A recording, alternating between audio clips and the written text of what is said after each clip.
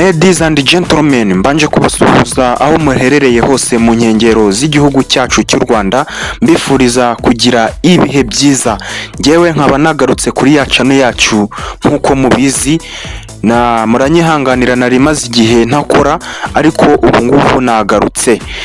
Nkaba ngiye kubabwira amakuru mutari muzi kuri kara gatambaro k'abakapiteni, uko kitwa, iby'ingenzi byako mutari muzi.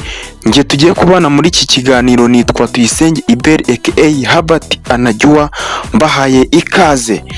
Akara gatambaro abantu benshi mwaye mukunze kukibaza k'abakapiteni bambara ku kuboko kitwa armband. Armband muri football imaze iki?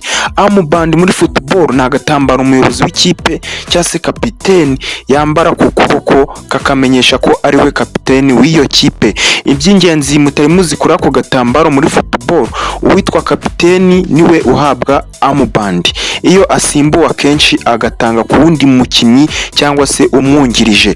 Icyo armband ivuze muri football, umuyobozi w'ikibuga ni umuyobozi mu kibuga, kapiteni niwe uvugira ikipe imbere y'umusifuzi igihe habayeho amakosa.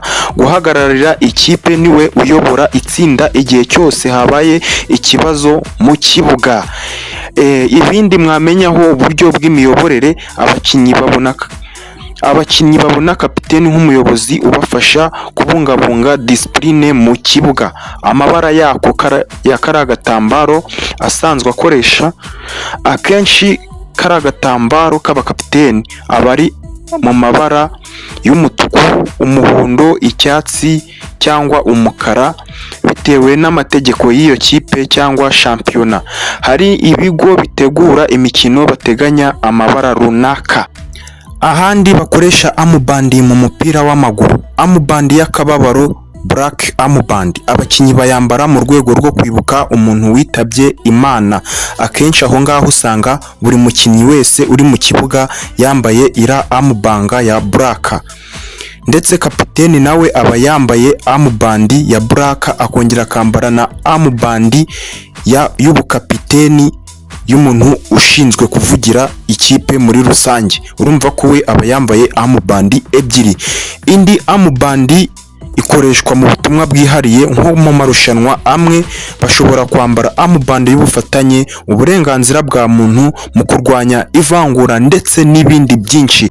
Niba wifuza ko nagukorera ikindi kiganiro ku dushya n'udushya tuba muri football, wanyandikira muri comment tukagufasha, tugakomeza kubagezaho ibi biganiro.